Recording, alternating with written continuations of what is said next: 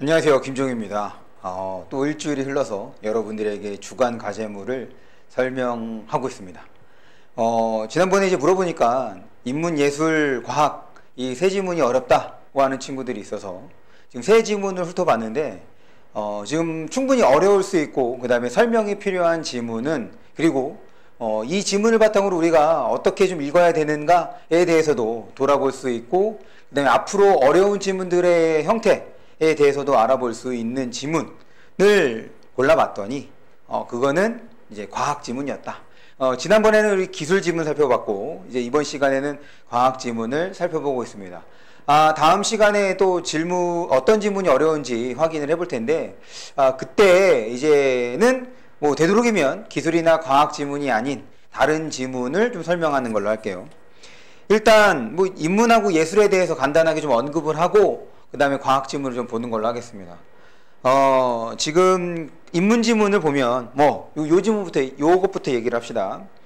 예술 지문은 제가 이제 전에 한번 설명한 영상이 있어요. 그래서 그거를 여러분들에게 대신 전달하겠습니다. 그래서 예술 지문에 대한 설명은 영상으로 좀 대신을 하고 그래서 볼 사람들은 보고 아니면 안 봐도 괜찮습니다. 그 다음에 지금 22쪽이라고 되어 있는 것 지금 이제 인문 두 번째 지문을 보면 요 지문은 간단하게 좀 구조에 대해서 설명을 하고 과학 지문으로 넘어가는 걸로 하겠습니다. 이 지문 첫 번째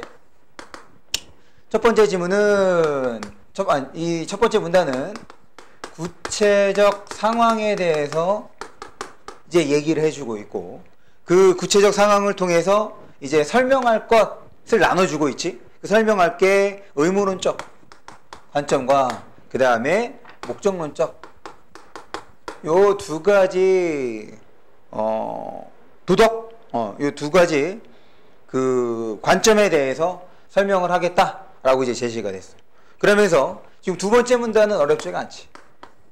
두 번째 문단은 이것 중에서 이제 의무론적 관점에 대해서 이제 설명을 해주고 있고 그러면 이 의무론적 관련된 그 관점과 관련된 내용을 우리가 여기다가 이렇게 정리를 해줄 수 있으면 되겠네.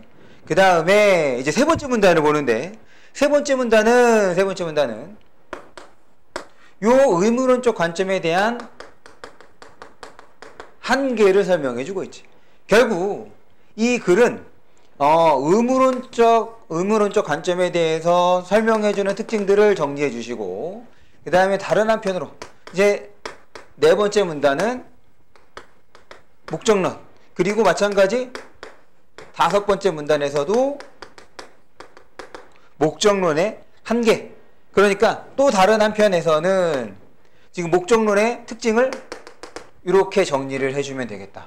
그래서 글의 구조는 크게 어렵지 않은 구조였다. 두 개로 나눠져서 이제 설명하는 글이었는데 주의할 거는 여기에서 사용된 뭐 개념이라든지 그 다음에 용어와 여기에서 사용된 개념과 용어를 여러분들이 구분해서 써야 됩니다. 예? 우리가 지금 뭐 OX 문제 이런 것들을 통해서 확인을 했던 것처럼 결국 기본적으로 선택지가 어떻게 구성이 되느냐 여기에 있는 그 용어들을 서로 크로스를 한단 말이야. 그러니까 서로 짝이 맞게끔 문장이 구성이 되는지 그렇지 않은지를 보는 것이기 때문에 이거의 내용을 키워드로 우리가 정리해 줄 수 있으면 되겠다. 뭐 그런 면에서 지금 인문 지문은 그게 어려움이 없었던 것 같고 그 다음에 그럼 좀 제대로 글을 제대로 좀 읽었는지 그렇지 않은지와 관련해서는 여러분들이 이 정도를 연결해 줄 수 있었으면 이 정도를 연결해 주었을 수 있었으면 글을 잘 읽은 거라고 볼 수가 있을 텐데 어디를 보냐면 이 문단입니다. 이 문단에서 두 번째 줄을 보시면 두 번째 줄 끝부분에 지금 이 의문론적 관점은 결과와 무관하게 행위 자체의 옳고 그름에 주목했다는 것 이 부분하고 4문단입니다. 4문단 두 번째 줄을 보시면 앞부분에 최선의 결과를 가져오는 행위 그러면 이 두 부분이 서로 다름으로써 연결이 되어야 된다는데 왜 그러냐면 결국에는 최선의 결과라는 말은 결과에 따라서 선택이 달라질 수 있다는 얘기인 거잖아. 그러니까 의문론적 관점에서 결과와는 무관하게, 그러니까 서로 반대되는 내용이다. 다름으로써 우리가 연결될 수 있어야 되는 거고, 지금 이 부분을 보면서 지금 의문론적 관점을 다시 위로 가서 맞아, 위에서 이런 내용이 있었지? 라고 짚어주는 것. 이것이 이제 독해의 과정, 적절한 과정이라고 볼 수 있겠죠. 그래서 지금 두 번째 인문 지문에 대해서는 이 정도로 설명하고 넘어가겠습니다. 아까 얘기했던 것처럼 예술 지문은 지금 다른 영상 링크를 여러분들에게 보내드릴 테니까 뭐 필요한 사람은 보시면 되고, 뭐 괜찮다라고 하면 굳이 안 봐도 되겠다. 그러면 이제 과학 지문을 설명을 하는데, 일단 우리 과학 지문을 보기 전에 우리 지난번에 했던 것처럼 한번 확인을 해보자. 읽기 전에 뭐 하라 그랬어? 우리가 읽기 전에 제가 여러분들에게 독해 방법이라고 설명했던 것 두 가지가 있었죠. 일반론, 그 다음에 구조론. 일반론하고 구조론에 대해서 먼저 한번 떠올려주고, 아니면 공책에다 적은 거 혹은 유인물에다 적은 거 한번 읽어보는 거야. 과제하기 전에 그렇게 매번이야. 지금 뭐 주간과제문 해서 하루에 하나씩 지문을 처리하는 걸로 했는데, 그 지문을 처리하기 전에 한 번씩만 봐주라고. 이거를 그러면 자연스럽게 숙지가 되는 거야. 뭐 다 외우려고 하지 말고 그냥 제가 시키는 대로 하면 됩니다. 그래서 일반론에 해당하는 거, 구조론에 해당하는 거 한번 상기해주고, 그러고 난 다음에 이제 읽으면서는 문단별로 내용을 정리하고, 그 다음에 문단 간 관계를 한번 생각을 해주고, 그리고 읽고 난 다음에 문제를 풀기 전에 구조화. 여기는 설명 대상이 여럿인 거냐, 그 다음에 원리나 과정에 대해서 설명하는 거냐, 그렇게 따져주고, 그 다음에 이제 문제를 풀고 난 다음에 뭐라 그러? 바로 채점하지 마시고 여러분들이 어떤 느낌으로 문제를 풀었는지를 문제 옆에다가 간략하게 기록하는 것. 지금 이런 과정을 거쳐야 여러분들이 제대로 된 읽기, 그 다음 문제풀이를 진행할 수 있고, 그 다음에 이를 바탕으로 다음번 문제풀이에도 반영이 될 수 있다. 그렇게 적어놓은 것들 있잖아. 적어놓은 것들을 또 읽기 전에 여기에 추가적으로 지난번 적어놓은 것을 더불어서 이거 내가 지금 문제 풀 때 이런 게 좀 잘 안 됐구나 라는 거 한번 생각해주고, 그 다음에 문제를 풀면 더욱 좋겠죠. 이렇게 자꾸 읽어가면서 내면화하고, 그 다음에 이제 체화하고, 그러면 점점 저와 이제 같은 방식으로 글을 읽고, 그 다음에 이제 문제를 풀게 된다는 거. 됐지? 이렇게 다시 한번 했는지를 좀 생각해 보라고. 국어는 스스로 점검하지 않으면, 스스로 생각하지 않으면 성적이 절대로 향상될 수가 없다. 실력이 좋아질 수가 없다는 것. 그럼 보겠습니다. 이 본문을. 이 지문도 참 좋더라고.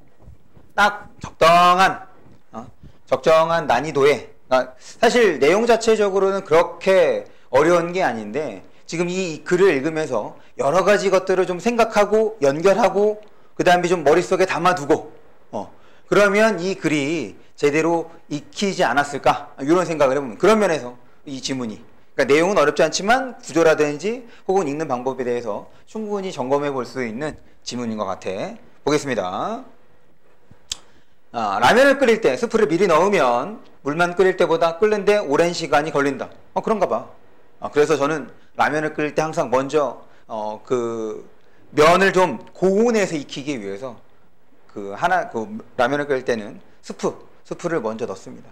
여러분들도 라면을 끓일 때 스프를 먼저 넣어서 끓이면 좀 더 쫄깃쫄깃한 면발을 즐기실 수 있다. 뭐 이거 일종의 팁이죠. 그런데 이제 그 라면을 끓이는 개수가 많아지면 의미 없습니다. 그냥 다 풀어버려. 그 면이 다 면발이 풀어지니까, 부니까. 이거는 뭐 한두 개 끓일 때는 참 좋은 방법인 것 같아요. 그래서 봅니다. 어쨌든 지금 구체적 상황이야. 구체적 상황이 나왔으니까 구체적 상황은 중요한 거 아니잖아. 그러면 이 현상과 관련되는 무엇, 이거거든. 구체적 상황이 나왔으니까 이 현상과 관련되는 무엇을 설명하겠구나 라고 여기까지 읽고 난 다음에 생각하면 되는 거지. 계속. 이것은 스프가 물에 넣어보면 물에 끓는 점이 높아져서 더 많은 열을 가해야, 끓는 점이 높아져서 더 많은 열을 가해하기 때문이다. 그래서 뭐 그런가 보지. 저 현상에 대해서 설명한 거니까. 그렇다면 스프를 넣은 물에 끓는 점이 순수한 물에 끓는 점보다 높은 이유는, 이거네. 높은 이유는 무엇일까? 그러면 끓는 점, 물에 끓는 점이 순수한 물에 끓는 점보다 높은 이유에 대해서 설명하겠다. 그럼 이거에 대해서 잡으면 끝나는 거지. 그래서 지금 글이 이 이유를 설명하고 있는가 그렇지 않은가를 따져주면서 이제 읽어보면 됩니다. 첫 번째 문단 정리하면 스프를 넣으면 끓는 점 맞나? 이 끓는 점이 이유, 높아지는 이유에 대해서 설명을 하려고 한다. 됐죠? 이제 두 번째 문단 봅니다.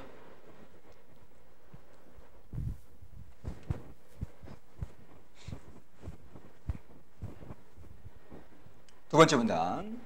밀폐된 용기 속에 물을 담아두면, 그러니까 일단 머릿속에 첫 번째 문단의 내용이 있어야 돼. 첫 번째 문단에서 뭘 제시했어?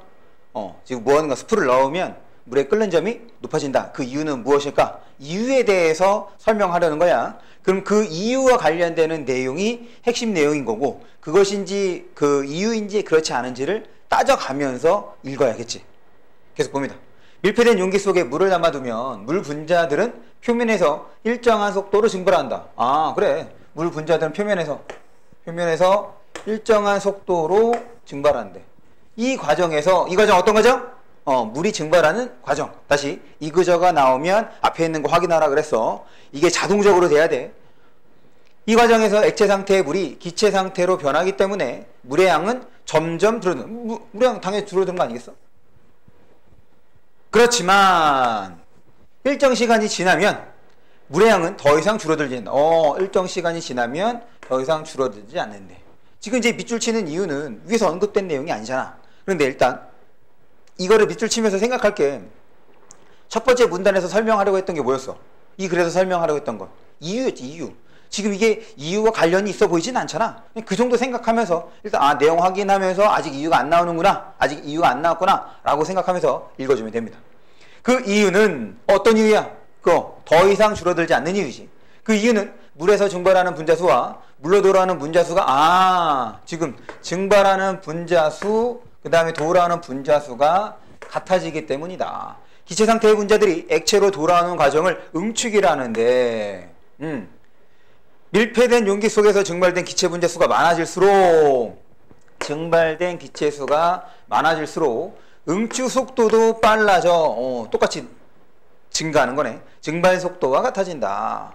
증발 속도와 응축 속도가 같은 때를 평형 상태라고 하는데, 이때부터 물의 양은 더 이상 줄어들지 않는다. 앞에서 계속 확인했던 거잖아. 평형 상태에서 증기가 나타내는 압력을 액체의 증기압이라고 한다. 그래서 지금 두 번째 문단은 딱 읽었을 때 어때? 느낌이? 이거 왜 나왔지? 이런 느낌이지. 왜 나왔지? 이런 느낌이지? 그러면 이 두 번째 문단은 뭘 설명하기 위한 거냐? 그 이유와 관련된 여러분들의 배경 지식을 제공하는 거다. 그럼 여기서의 개념이 뭐였어? 여기서의 개념인, 봐봐. 아까 증발은 물론 개념을 설명하지 않았어. 그냥 우리가 충분히 알 수 있는 거니까. 증발, 그 다음에 여기에 상대되는 개념이 응축이었고, 이거와 관련돼서 뭐가 튀어나왔어? 평형상태가 튀어나왔네. 평형상태. 그리고 얘와 관련되는 것이 액체의 증기압이었다. 이러한 개념들은 우리가 첫 번째 문단에서 제시했던 스프를 넣었을 때 물의 끓는 점이 높아지는 이유를 설명할 때 필요한 개념이구나가 되는 거라고. 됐어? 여기에서는 지금 직접적으로 연결되는 것이 없잖아. 이유 설명되는 것이 없다고. 개념만 확인해주면 되는 거지. 그러니까 두 번째 문단에서 우리가 정리할 내용은 증발, 응축, 평형상태, 증기압이라는 개념만 확인해주면 됩니다. 그런데 봐봐. 지금 이게 머릿속에 없어도 돼. 무슨 말이냐? 지금 얘기했던 것처럼 이 두 번째 문단은 배경 지식을 설명하기 위한 건데, 이거 우리가 모르는 거니까 당연히 설명해 준 거라고. 그러면 세 번째 문단과 네 번째 문단을 통해서 글을 읽을 때 지금 이런 용어들이 나오잖아. 그럼 두 번째 문단으로 올라와서 우리가 밑줄 친 부분들을 확인을 해야지. 우리가 글을 읽을 때 왔다 갔다 읽는 거라고 얘기를 했잖아. 그럼 실제로 와서 확인을 하고 눈으로 짚어주고 그냥 읽지 말고 끝까지. 읽는 게 아니다. 이거 나왔으면 이거 위에서 이거 나왔었지. 한번 짚어줘. 가서 확인하고. 그러면 지문이 어렵지가 않습니다. 두 번째 문단은 그거예요. 개념, 배경 지식. 이따가 올라와서 확인하는 걸로 이렇게 보겠습니다. 넘어갑니다. 세 번째 문단.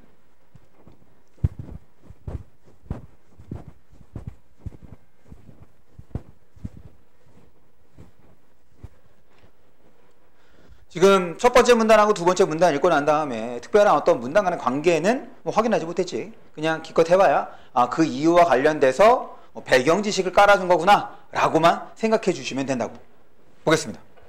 라면 스프를 넣은 물은 일종의 용액인데, 지금 또 용액이라는 단어 안 했네. 그러면 라면 스프를 넣은 물은 용액이 됐어. 첫 번째 문단에서 지금 뭐의 차이를 본 거였어? 지금 라면 스프를 넣은 물과 그렇지 않은 물, 순수한 물이었단 말이야. 그러면 이 용액이라는 개념은 지금 처음 나온 거잖아. 어떤 거와 구분이 돼야 돼? 순수한 물과 다른 거구나. 그리고 라면 스프를 넣은 물은 이제 얘랑 같은 것이 됐으니까. 그리고 순수한 물하고 구분을 하면서 이제 읽어야 되는 거야. 계속 봅니다. 용액의 증기압은 용액의 증기압 앞에 확인했잖아. 이 용액의 증기압과 관련되는 개념이 뭐였어? 평형 상태였지. 평형 상태가 뭐였는데 증발하는 거하고 그 다음에 응축되는 거하고 같은 상태, 더 이상 이동이 없는 상태. 그랬잖아. 다시 지금 이렇게 요 개념을 보면서 요 개념이 뭔지 몰라. 그러니까 두 번째 문단에서 여러분들을 배려해서 제시해 준 거란 말이야.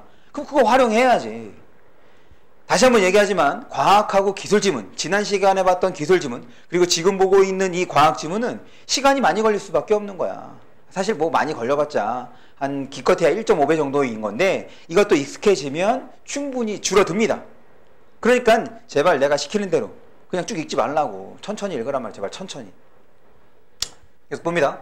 용액의 증기압은 용액의 농도와 온도, 용매의 종류에 따라 변한다. 농도와 온도는 어려운 거 아닌데 지금 우리가 주의할 건 용매라는 개념. 위에서 이제 용액하고 다른 거니까 용매가 뭔지 몰라. 물론 여러분들이 이제 중학교 때 과학에 대해서 관심이 있고 라고 한다면 알 수 있겠지만 모르는 것을 가정을 하고 모르는 것을 전제를 하고. 왜냐? 누누이 얘기하지만 국어에서의 그 독해는, 비문학 독해는 뭐 많은 배경 지식을 요구하는 게 아닙니다. 기껏해야 초등학교, 중학교 수준의 배경 지식인 거란 말이야. 그런데 모를 수도 있잖아. 근데 그 모를 수 있는 거에 대해서 설명해 준다니까.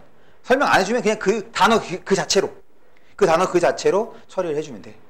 계속 봅니다. 용매의 종류에 따라 변한다. 확인해야지. 용액의 증기압은 이런 것들에 따라서 변한대. 주술관계 확인했어. 순수한 용매만 있을 때, 이거 순수한 용매래.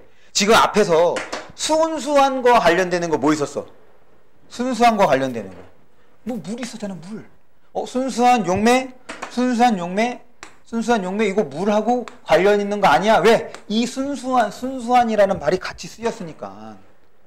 지금 그렇게 생각할 수 있는 것이 자연스러운 추론이 되는 거고, 이것이 그래서 요구하는 연결 혹은 추론이 되는 거라고.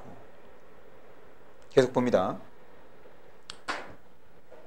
순수한 용매만 있을 때에는 용매의 표면 전체에서 증발이 일어난다. 그러나 용액은 표면에서 비휘발성, 또 이제 여러 가지 사용되지 않았던 용어가 나왔으니까 확인하는 거지.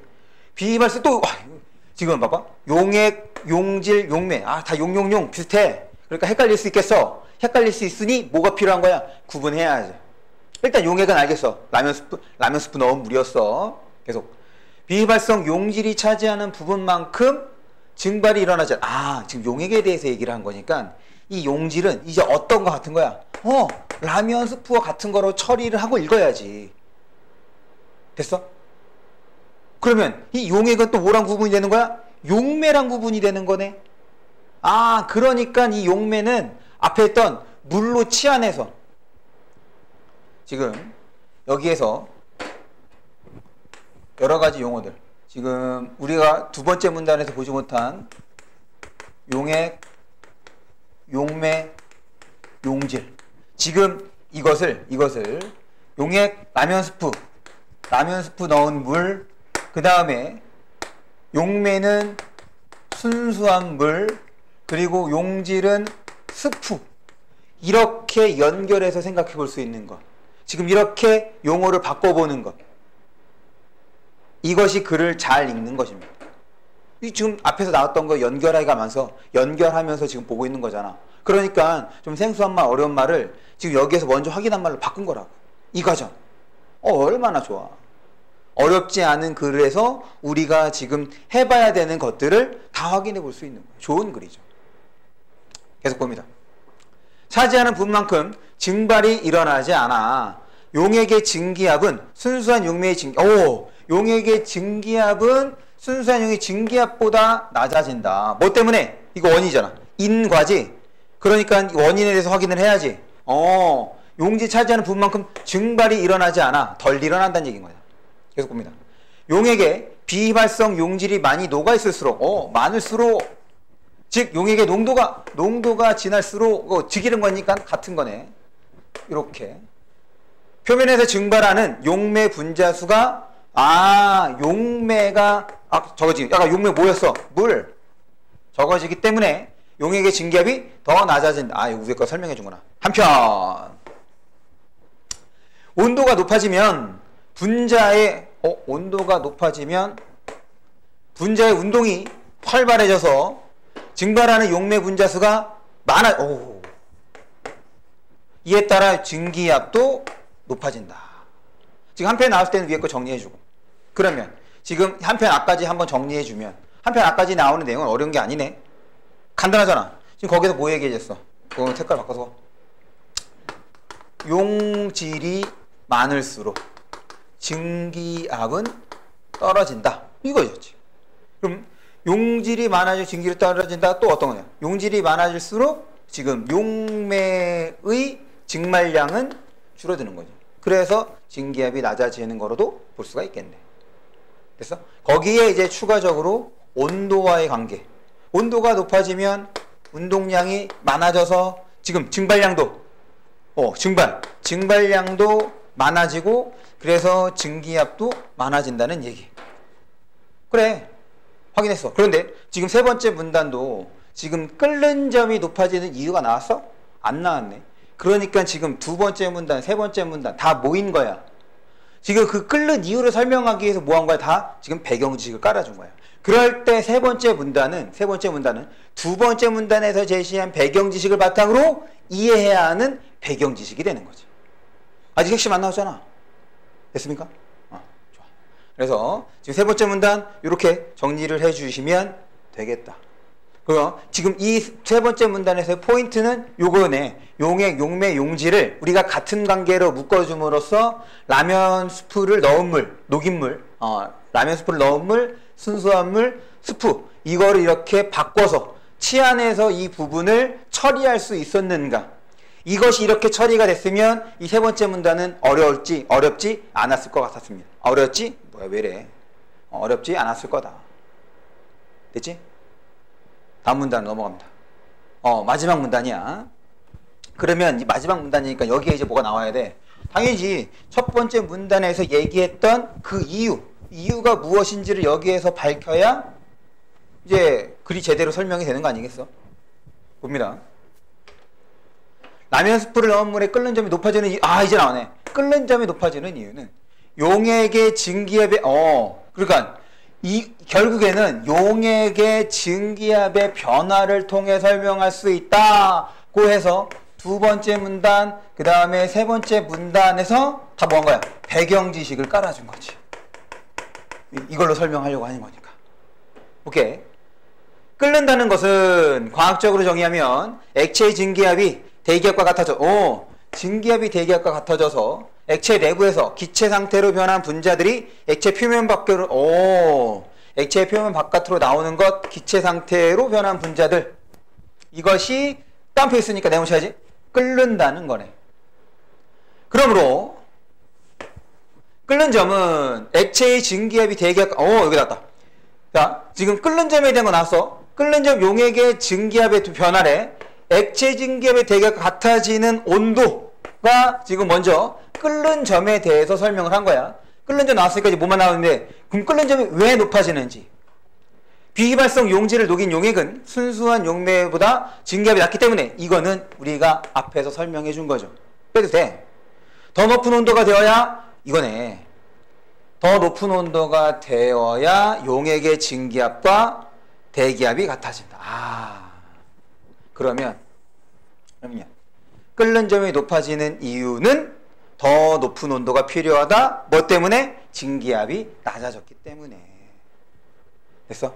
그럼 증기압이 왜 낮아진 거야? 그래, 증발하는 물의 양이, 용매의 양이 적어졌기 때문에. 왜?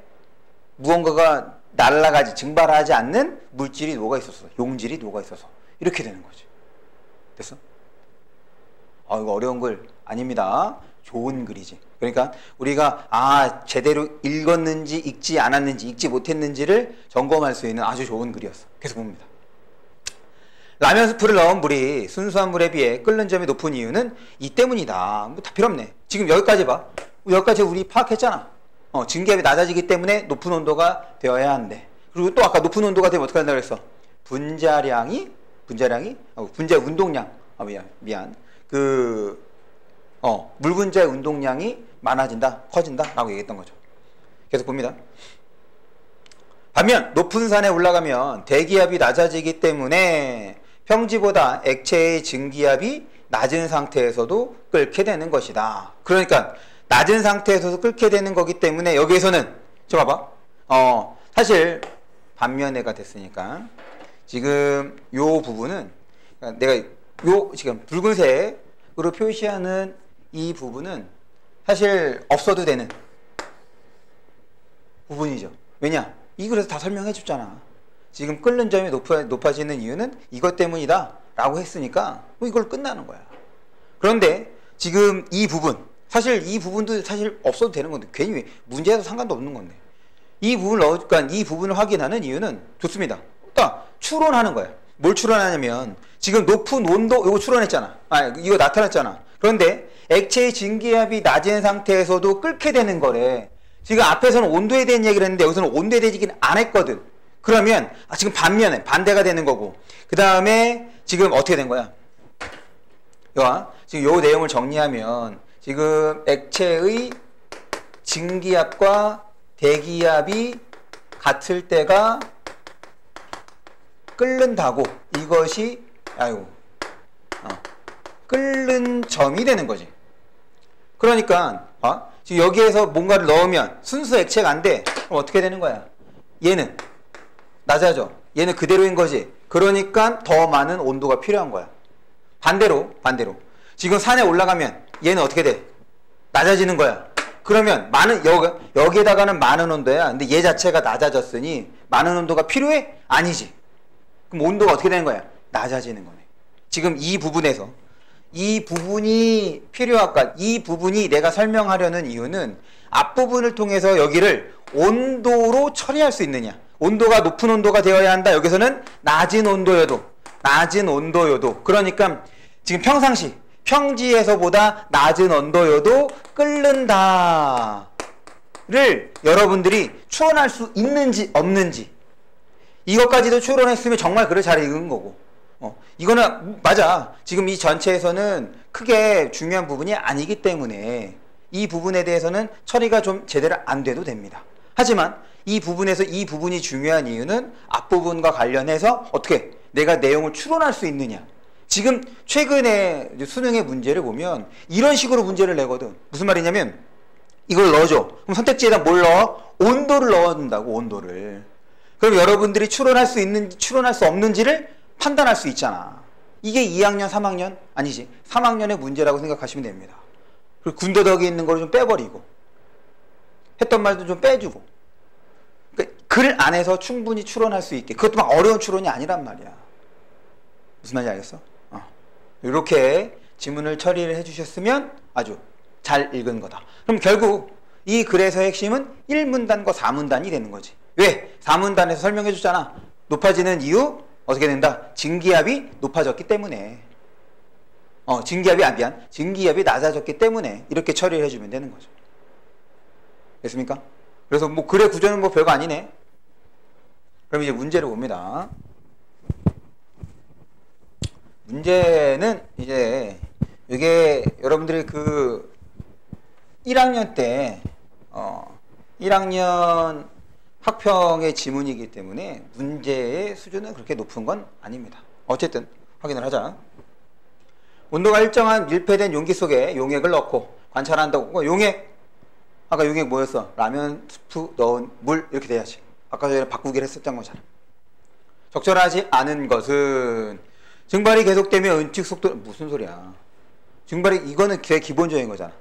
증발이 계속되면 은칙 속도는 어떻게 돼? 빨라져.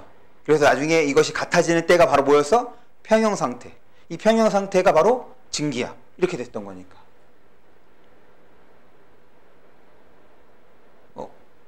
용액의 증발 속도는 일정하게 유지, 증발 속도는 음식 속도와 같다. 빠르면 주게 들고 지날수록 네. 그래서 답은 1번이 되는 거네요. 됐죠? 그래서 1번의 답은 1번. 넘어갑니다.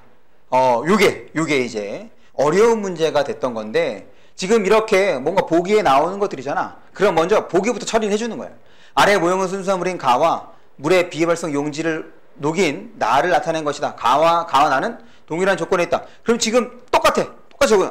얘는 활발, 얘는 덜 활발. 그래서 얘는 증기압이 낮은 상태.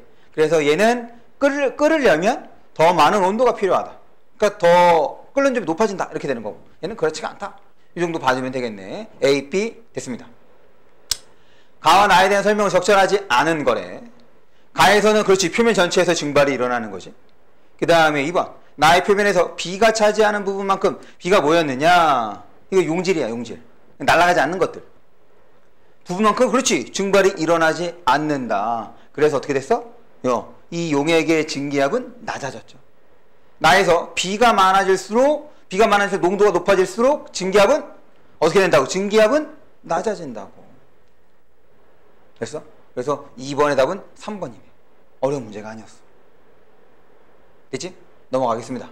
마지막 요 3번 문제. 3번 문제는 사실 이거 1번으로 해서 끝나는 건데 봐봐. 지금 일단 여기에서 설명했던 게 뭐야? 무언가 집어넣으면 끓는 점이 높아진다는 거잖아. 온도. 그러면 가와 나의 상태 중에서 당연히 나의 온도가 높아야 될 거잖아. 지금 얘 골라주고 그 다음에 대기압은 어떻게 됐어?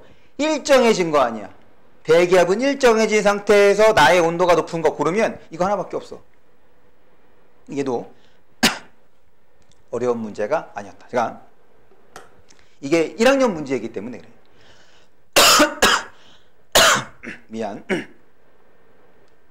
1학년 문제이기 때문에 지문에서는 그렇게 좀 여러 가지 독해의 어떤 방법이라든지 접근할 수 있는지를 좀 확인해 주면 되겠고, 문제는 그것보다 훨씬 더 수월하게 해결할 수 있게 제시가 됐던 거, 이렇게 보면 되겠습니다.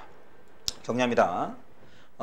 지금 우리 지난 시간에 이어서 이번 시간에는 그 과학 지문을 살펴봤어. 다시 한번 우리가 이제 이렇게 막 훈련하고 연습한 지 얼마 되지 않았습니다. 당연히 잘 안 될 거야. 그런데 이런 시간, 이런 시기를 잘 보내야, 바꿔 얘기하면 하루에 한 지문씩 생각하면서 20분이 걸렸던 30분이 걸렸든 이렇게 꾸준히 학습하는 것, 그리고 지금 일주일에 한 번씩 여러분들도 그렇고 저도 그렇고 시간을 내서 여러분들이 제대로 읽었는지 확인해 보는 것, 이 과정을 꾸준하게만 해주시면, 이제 2번 남았어. 이제 반 끝났잖아. 2번이면 끝난다고. 더 이상 또 못해. 또 이제 내신 준비하고 그래야 돼서. 그러면 달라진다. 달라진 여러분들의 모습을 기대하며 이번 영상은 여기에서 마치는 걸로 하겠습니다. 고생했다.